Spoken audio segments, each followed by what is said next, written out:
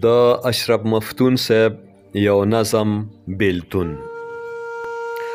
الوداع د نشاط ورځو، ای د عیش و نشاط ورځو، الوداع د یار دیدنه، د آشنا د رباط ورځو.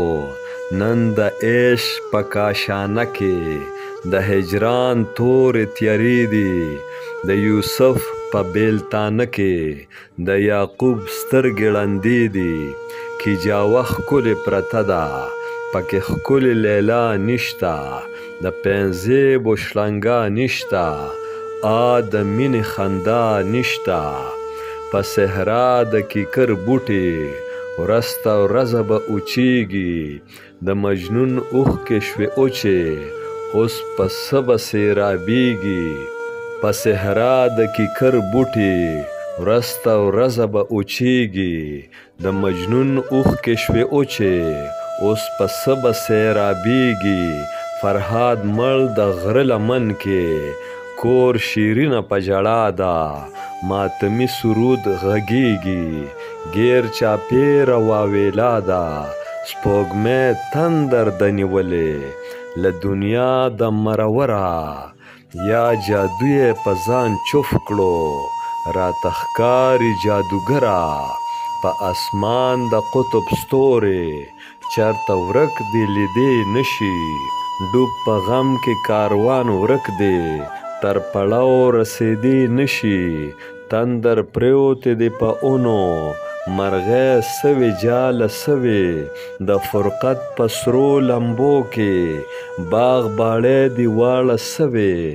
دوړېدلې اوچې پاڼې د ګلاب خورې پرتې دي، رنګینه پتلۍ له غمه په زوزانو کې پرتې دي. شمع مړه توره تیاره کې سرګردانه پروانه ده، رباب مات د شراب توی دي دړې وړې پیمانه ده.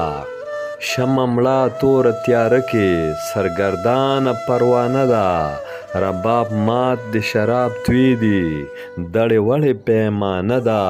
د وصال کشتۍ د ډوبه د فراق په سمندر کې منتظرې دواړه سترګې انتظار کوي ګودر کې.